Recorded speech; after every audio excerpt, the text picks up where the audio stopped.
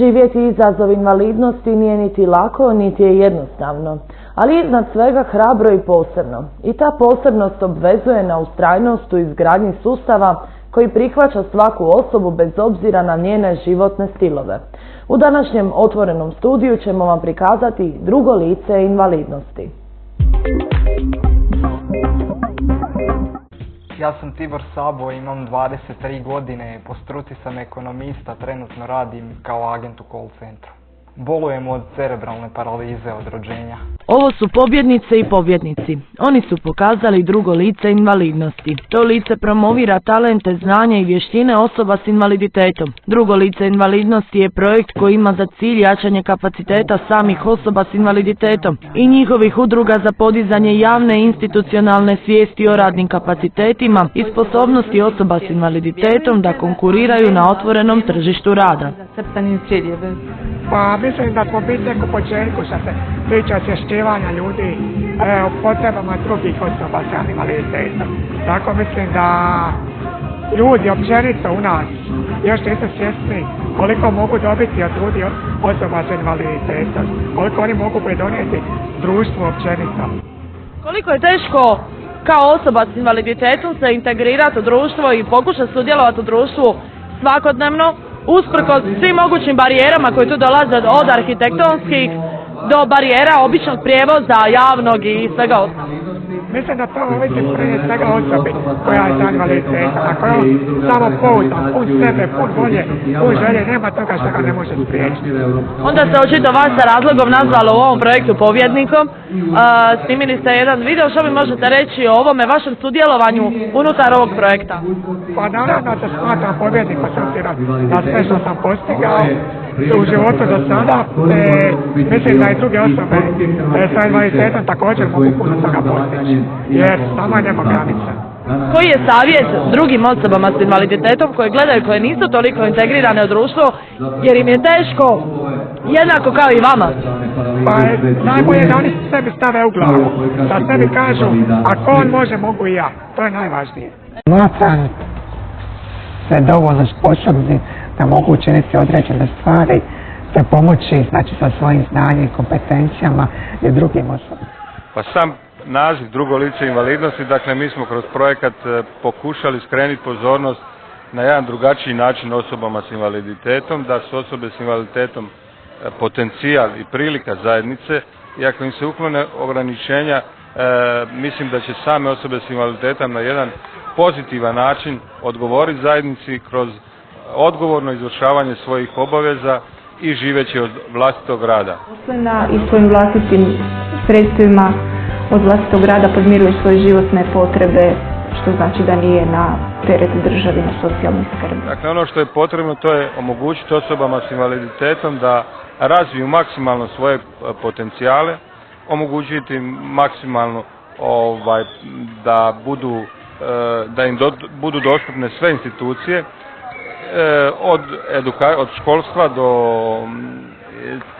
tamo gdje se provodi proces zapošljavanja događa, ali ono što je važno, mi do sad nismo imali direktnu komunikaciju između samih osoba s invaliditetom i poslodavaca i projektom drugom lice invalidnosti kroz našu platformu, internet platformu gdje omogućili smo da jednom komunikacijom se dogodi ta jedna konkretna suradnja i prezentacija samih osoba s invaliditetom o tome što mogu, kakve su njihove kompetencije, kakvo je njihovo znanje i u kom pravcu poslodavci mogu te osobe s invaliditetom koristiti da bi nadogradili svoju radnu zajednicu.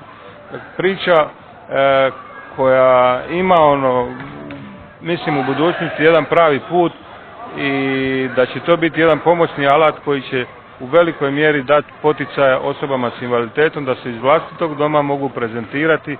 Vjerujem da ćemo stvoriti suradnju i Hrvatskim zavodom za zapošljavanje, da se taj projekat nastavi podrži i kako završava kampanja i sad kad je stala kampanja, mi razmišljamo da je tek početak pravog projekta. Dakle, sad svi smo odgovorni, mi pojedinci, osobe s invaliditetom, ali sami naše obitelji, da svojim angažmanom angažiramo čitavu zajednicu na jedno sugeriranje, na jedno nove ideje, nove prijedloge kako bi mogli stvarati put u kojem će osobe s invaliditetom imati priliku da ravnopravno izvršavaju svoje obaveze kao i svi drugi građani. Koliko vas jednostavno drži volja da se borite, na kraju krajeva i vi imate isto nekakav razlog, dosta se ljudi povuče, ne želi se boriti, kaže ono odustajem, previše tu stvari, odakle vam snaga da se nastavite boriti? Odakle snaga? Mislim da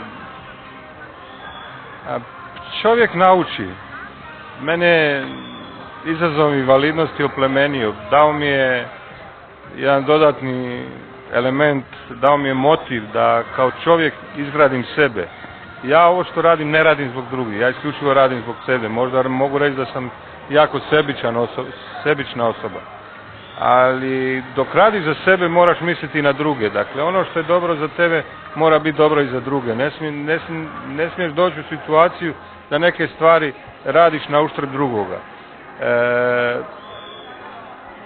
Kako pronaći? Pa mislim da je to vrlo jednostavno. Pazite, ja kad sam doživio izazov invalidnosti, nakon par godina, prvi tri godine, to je bilo uistinu teško. Momak sa 21 godinom koji je pred njim je bila jedna sasvim drugčija budućnost, jedan sasvim drugačiji put. Odjedanput je se sve okrenilo, trebalo je se naviknuti. Onog trenutka kad sam prihvatio istinu i kad sam shvatio da postavio sebi pitanje hoću li ja živjeti ili ću umirati. Ako ću živjeti onda trebam se posvetiti životu, ako ću umirati onda to nek napravi na jedan dostojanstven način odjednom, pa nemoj mučiti ni roditelje ni nikoga drugoga.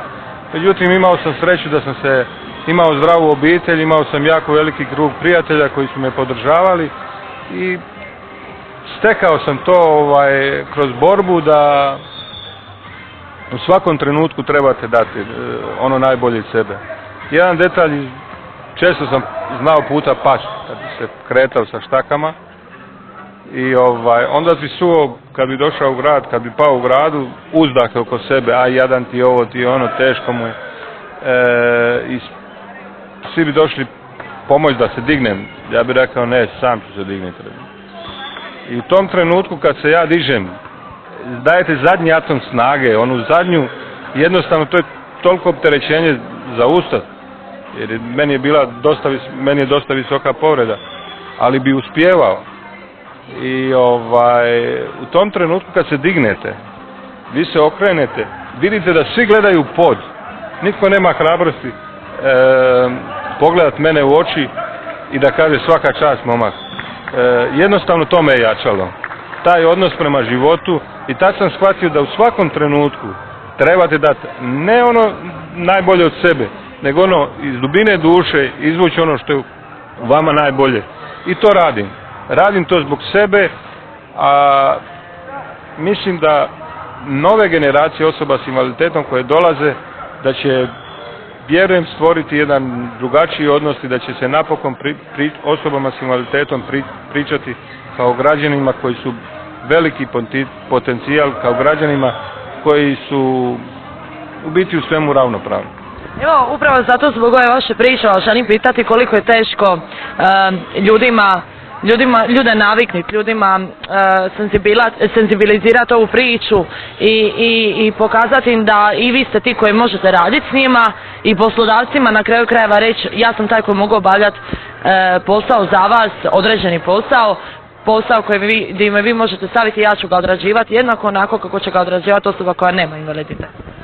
Ja moram reći da sam ja došao iz svijeta poslovnog sektora na čelo udruge, jer sam kao osoba s invaliditetom bio poduzetnik, imao sam svoje djelatnike i zapošljavao druge osobe. Dakle, poznata mi je priča sa poslodavcima, ali ja ne volim upirati prstom u nikoga. Ja volim isključivo odgovorno govoriti o sebi i onome što ja nisam dobro napravio i onome što ja mogu napraviti bolje. Mislim da poslovni sektor brzo će prihvatiti ideju zapošljavanja osoba s invaliditetom kad dođu u situaciju da poznaju pravu osobu s invaliditetom. Mi smo ti koji sami sebe trebamo prezentirati na kvalitetan način i prezentirati se za svim onim što mi znamo, što možemo i što hoćemo. To je poruka. Dakle, osobe s invaliditetom imaju obavezu pokazati zajednici koliki su oni potencijal koliko si neiskorišteni kapital i kao takvi, vjerujte mi da će svaki čovjek, nema toga građanina u Hrvatskoj koji nije spreman pomoći osobi s invaliditetom. Ja ga ne vidim, ja ga ne poznam, jer ako se mogla dogoditi mala Nora, da je se u 4-5 dana skupilo 5 milijuna kuna za potrebe njenog liječenja, vjerujte mi da to ni puno bogatija država ne može napraviti. Ali Hrvati kao Hrvati, oni su jako humani građani. Nažalost, mi nemamo tu humanost objedinjenu. Mi nemamo sustav koji će pratiti svakog pojedinca, svakom pojedincu pružiti priliku da iskoristi svoje talente. To je ono što ja kao osoba želim zagovarati. Ja kao pojedinac koji ima određena ograničenja, ali moja ograničenja nisu toliko mjerljiva sa nekim, recimo, osobama koje žive u kućama, koji su 24 sata u kućama, koji ne mogu pomaknuti ni ruke ni noge. Razlika između nas je ogromna. A ja i on smo u sustavu tretirani kao 100% osobe s invaliditetom. To nije pravedno. To moramo mijenjati i na taj način ćemo pokazati da smo uistinu svi odgovorni ako ukažemo da su ti problemi ispred mene. Ja kao pojedinac mislim da to što sjedim u kolicima nije nikakav problem, razumijem, što se vozam. Sjedim i šetam, kako kažu. Evo, upravo zato što imate nadu i vidite nadu u ovoj cijeloj priči, pokrenuli ste, sudjelujete u ovom projektu, radite u ovom projektu, imate vjeru da će jednoga dana poslodavci zbilja sa radošću i sa zadovoljstvom uzimati osobe s invaliditetom koje će moći odrađivati jednako dobro posao kao i osoba bez invaliditeta, ali tu malo i problem je i osoba s invaliditetom koje mogu, ali jednostavno ih je povukao život u neke mračnije priče. Je li ovo u jednom i ova statistika praktički sa Hrvatskog zavoda za zapošljavanje govori koliko oni aktivno se i žele i mogu prijavljivati na Hrvatski zavod za zapošljavanje? Je li ovo jedan poziv njima koji mogu da dođu, da podignu snagu i da se pobrine malo i za svoj posao i da pokušaju naći posao? Prvo da kažem, ja nisam čovjek koji se nada, ja sam čovjek koji vjeruje. Apsolutno u pravu ste da je ovo poziv svakom pojedincu da pokaže šta zna i šta može i koliko može. Ono što bih, ili neka kaže što bih htio, pa ćemo sugerirati da se u zajednici stvore preduvjeti da se njemu pomogne, da se on maksimalno educira i osposobi za ono u čemu bi on bio najbolji, da bi pružao zajednici. Mislim da je dobro da smo mi u ovome projektu Drugo lice invalidnosti uspjeli dobiti i Hrvatski zavod za zapošljavanje i Hrvatsku udrugu poslodavac i mi kao civilni sektor. Bilo su institucije vlasti jako u velikoj mjeri prisutne sa nama, dakle svim gradovima osim evo nažalost ovdje u Splitu, da su svim gradovima sudjelovali sa jednim pozitivnom stavom tome da žele osobama s invaliditetom pružiti sve ono što svaki čovjek zaslužuje. Na kraju krajeva što mu pripada, jer Ustav Republike Hrvatske pruža svakom pojedincu istu priliku, istu šansu. Dakle, na nama je da kažemo da kroz svoj rad, kroz svoj odnos prema životu možemo mnoge osobe, bez obzira da li imaju izazov invalidnosti ili ne, potaknuti da se uključe na jedan drugačiji način, da razmišljaju o životu, da je smisao života davanje, ne uzimanje.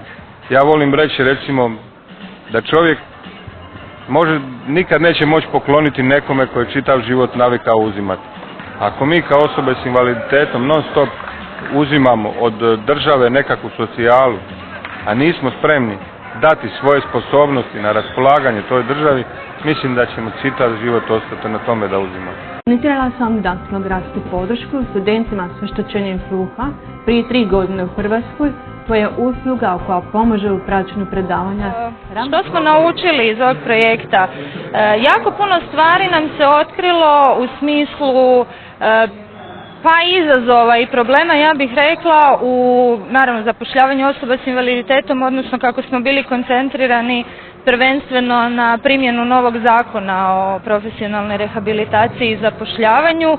koji se odnosi sada sa kvotama i na privatni sektor, iskristalizirali su se neki problemi i od strane poslodavaca, odnosno na strani poslodavaca pri zapošljavanju uopće i nalaženju osoba s invaliditetom koji imaju adekvatne sposobnosti za pozicije, za poslove koje poslodavci trebaju. I na strani naravno osoba s invaliditetom kao skupine koja istina je manje aktivna nego što bi trebala biti. Ljudi su očito još uvijek, postoji neki nedostatak samopouzdanja, percepcije sebe kao aktivnih građana i nekoga ko živi od svoga rada i sudjeluje. Naravno, ljudi se i boje da ne bi izgubili i osobne invalidnine i druge benefite koje imaju, koje njima u sustavu koji do sada je bio uspostavljen je osiguravao neke prihode koji su im onda, ajmo reći, davali određenu sigurnost. Međutim, ni to nije dovoljno, ljudi su ja bih rekla u određenoj depresiji jer su neaktivni. Čovjek ima potrebe biti aktivan i doprinijeti društvu i društvenom razvoju. Međutim, ono što nam se otkrilo kroz projekt je isto tako i mogućnosti za rješenja. Dakle, neki novi modeli koji mogu, evo konkretan primjer koji smo i predložili u posljednjoj javnoj raspravi o izmjenama zakona o zapošljavanju osoba s invaliditetom i koji, koliko vidimo po pravilniku, će biti prihvaćen, je to da poslodavci ne moraju nužno da bi zadovoljili kvote direktno zaposliti osobu s invaliditetom, nego mogu ići na outsourcing, na podugovaranje usluga koje osobe s invaliditetom mogu pružiti, budući da postoje i zaštitne radionice, socijalna poduzeća koji pružaju određene usluge koje poslodavcima trebaju, tako da to su naš jedan model koji nam se potvrdio i od strane poslodavaca i od strane osoba s invaliditetom, dakle udruga koji rade na rehabilitaciji osoba s invaliditetom i zapošljavaju ih, kao nešto što bi moglo olakšati primjenu zakona i toga. Bilo je vrlo zanimljivo. Ovaj projekt je zaista bio strašno zanimljiv. Obišli smo cijelu Hrvatsku, naučili smo puno, otvorilo nam se bezbroj ideja za nove projekte i u području zapošljavanja i u području osposobljavanja, jer ono što je nužno napraviti, što mi moramo napraviti ne samo vezano za osobe s invaliditetom, nego zaista kroz jednu nacionalnu strategiju je uskladiti potrebe tržišta i osposobljavanje ljudi, odnosno edukaciju ljudi, da bi se te dvije stvari onda spojile i da bi ljudi stvarno imali veće mogućnosti za zapošljavanje. Evo, u ovoj kampanji vam se pridružio i Hrvatski zavod za zapošljavanje. Ovdje u Splitu je bila Splitska podružnica, Hrvatska udruga poslodavaca, dakle sa dvije strane koje su najpotrebnije i koje bi trebale najviše izlaziti u susret.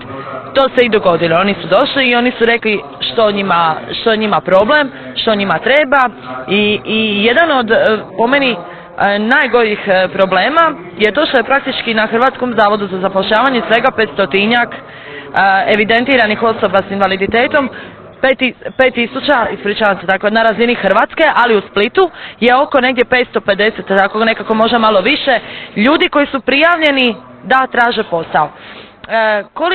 Koliko je teško uopće osobe s invaliditetom koje mogu raditi, koje bi željeli raditi, ali s jednostavno cijelom situacijom cijelo vrijeme idu korake unazad, koliko je teško njih isto tako potegnuti i reći daj odite potražite, može se tu nešto napraviti, recite što želite, pa ćemo nešto izrealizirati. Jako je teško. To je ono što sam spominjala malo prije, da osobe s invaliditetom zaista nisu dovoljno aktivne, odnosno ja bih rekla da veliki broj, pazite, ok, vi ste rekli točno ovo, 500 i nešto na razini Splitsko-dalmatinske županije, oko 5000 ljudi je na zavodu na razini Hrvatske, a imamo oko 240 i nešto tisuća ljudi koji su u radno sposobnoj dobi osoba s invaliditetom. Sad ne znamo, nemamo podatke o njima, jesu li radno sposobni, postoji li onaj ostatak radne sposobnosti, u kakvoj su situaciji, koji je njihov stupanj obrazovanja. Znamo da po statističkim podacima u Hrvatskoj tek je 3% osoba s invaliditetom na nekim visokim školama, fakultetima, dakle visoko obrazovanih. Više od 50% ih je vrlo nisko ili nikako obrazovanih. Međutim, nemamo konkretne podatke. Sad, nadamo se da će jednim dijelom ovaj novi Zavod za vještačenje i profesionalnu rehabilitaciju kroz novo vještačenje koje osobe s invaliditetom moraju proći, ustanoviti neke druge odnose, neke druge brojke, da ćemo imati neku realniju sliku. To što ih ima toliko malo na Zavodu za zapošljavanje pokazuje zaista koliko su ljudi negdje, pogotovo pazite u malim sredinama. U većim gradovima je još i lakše doći. Ljudima su neke usluge nedostupne, ljudima su nedostupne nove tehnologije, nedostupan im je to teško je zamisliti, ali većini ne većini, velikom broju je nedostupan internet uopće, dakle informacija. Tako da, međutim, kad ste vi u jednom sustavu koji je zaista umrtvljivao ljude na neki način, davajući im benefite koje možda nisu svima potrebni. Iako dobar dio ljudi koji mogu raditi, ako ih aktiviramo, ako oni doprinose društvu, ako žive od svoga rada, mi ćemo imati resurse i sredstva za zaista dati benefite ljudima koji ne mogu živjeti od svoga rada i time ćemo stvarno pomoći ljudima sa težim oblicima invaliditeta. Mislim, drugačiji će biti ti odnosi. Tako da ljude je teško pomaknuti, jako je teško mijenjati opće stavove. Ljudima fali samopouzdanja, jer vidjeli smo kao jedan od problema da se ispostavili prezaštitnički odnos obitelji gdje sami roditelji i obitelj ne podupire ljude u autonomnom životu, nego konstantno ma nemoj ti, ne možeš ti si osoba s invaliditetom, što nije istina. I sada se desilo to da, budući da sustav potpore nije adekvatan, ali naravno ljudi, neki su se sami osposobili, neki su uspjeli i kroz taj sustav naći neke kanale da se osposobe i počeli su jednostavno prezentirati ono što smo mi isto projektom htjeli napraviti, prezentirati te sposobnosti i kapacitete osoba s invaliditetom, da ih počnemo percipirati drugačije i da im onda olakšamo tu njihovu borbu konstantno sa društvenim preprekama, sa barijerama, sa ovom stepenicom, sa predrasudima i da se desi to neka aktiviranje. Nama je naravno ciljana skupina su bili i osobe s invaliditetom prvenstveno, da njih aktiviramo i potaknemo ih da se krenu boriti sami za sebe i apelirati na to da trebaju sustav i da malo više samopouzdanja steknu, možda kad vide neke primjere dobre prakse da kažu pa mogu i ja, zašto ne bi mogao. Tako da to je proces, mi ne možemo s jednim projektom puno napraviti, ja kažem srećom ovo nije kraj, ovo je samo kraj kampanje, nadamo se da je ovo tek početak nečega što ćemo mi kroz nove projekte, što će, rekli ste, HZZ nam je bio u suradnji, HUP nam je bio, uspjeli smo naći zajedničke interese u svemu ovome i zajednički ovaj projekt u svih 6 gradova iznijeti, svuda su nam bili predstavnici HUP-a i HZZ-a i htjeli smo otvoriti raspravu između različitih strana, čak i oprečno suprotnih, dijametralno suprotnih, tako da uspjeli smo to napraviti. Mislim da smo kampanjom, ono što je dobro i što je vrlo bitno da su mediji dosta popratili, jer vi ste jako jedan bitan faktor u osvještavanju i zagovaranju i uopće plasiranju informacija, tako da medijski smo bili dobro popraćeni i mislim da smo dopreli do jako puno ljudi. Sad ćemo vidjeti, ja se nadam da će se komunikacija zaista nastaviti na ovoj platformi koju smo mi napravili, jer smo napravili forum na platformi gdje svi mogu ostavljati svoje komentare, komentirati jedni drugima, razmjenjivati dobre prakse, loše prakse i napravili smo nešto što se nadamo da će zaživjeti kao mala burza rada gdje će se povezivati poslodavci i osobe s invaliditetom i idemo dalje. Ovo nije kraj, ovo je, kažem, samo kraj kampanje, projekt ide dalje i osmišljen je tako da on dugoročno donese. Ovo je samo alat koji smo mi napravili, a odgovornost da taj alat profunkcionira je na svima nama. Dakle, i poslodavcima, i osobama s invaliditetom, i obiteljima, i šira društvena zajednica, političari, pogotovo i civilno društvo. Ja moram pozvati civilno društvo, ovom prilikom stvarno udruge su nam malo bile inertne, zaista da nam se priključe, civilno društvo je korektivni faktor i mora svoju ulogu odigrati. Tako da evo, nadamo se da ćemo nastaviti s ovim. Evo i za kraj, evo pri samom kraju smo projekta ovoga, nakon 6 gradova zapečatit će se i ova stvar. Vi ste to pogledali sa druge strane, rekli da ovo tek početak. Pa ja ne vjerujem, ovo će tek sad počet. Projekat treba sad počet i mi u tom projektu moramo pokazati koliko smo sami odgovorni, koliko ćemo koristiti ovu platformu i koliko ćemo Damiru Patušiću i Ivani Jelašić omogućiti da svojim intelektualnim mogućnostima stvaraju nekakve mogućnosti za zapošljavanje osoba s invaliditetom. Dakle, osim što smo otvorili forum, otvorili smo i burzu rada gdje se mogu vidjeti pojedini poslovi koje se trenutno prezentiraju u Hrvatskoj, ali isto tako omogućili smo da se te same osobe s invaliditetom prezentiraju na najbolji način na koji oni misli da će ih poslodavac najbrže i najkvalitetnije prepoznati. Ja vam želim puno uspjeha u ovom. Hvala. Svega navedenoga smatram da se pobjednica. Osobe s invaliditetom svakodnevno prkose određenim izazovima koje im društvo nesavjesno postavlja i unatoč svim barijerama koji ih ograničavaju u nastojanjima da budu ravnopravni građani, svojom upornošću i svakodnevnom borbom dokazuju koliko mogu koristiti zajednici. Oni su stoga ne samo istinski promotori pozitivnog promišljanja svakodnevnog pojedinca, već prije svega pravi pojedinci. Naravno da se smatram pobjednikom, te mislim da i druge osobe s invaliditetom tako će mogu biti pobjednici jer samo je nema granica. Drugo lice invalidnosti, kao što ste i sami vidjeli, jača kapacitete samih osoba s invaliditetom i njihovih udruga za podizanje javne svijesti, a to ste vi, i institucionalne svijesti o radnim kapacitetima i sposobnostima osoba s invaliditetom, da konkuriraju na otvorenom tržištu rada. Njihove barijere znate biti upravo vi, ako mislite da osobe s invaliditetom ne mogu samostalno obavljati svakodnevne stvari. Zato zajednički pomozite otkloniti misaone barijere koje ponekad znaju biti najteže. Hvala vam što ste gledali Otvoreni studio. U slučaju da ste nešto propustili možete pogledati na web stranici www.mreza.tv ili nas kontaktirajte na našoj Facebook ili Twitter stranici. Hvala vam puno i uživajte u ostatku dana uz program Mreže TV.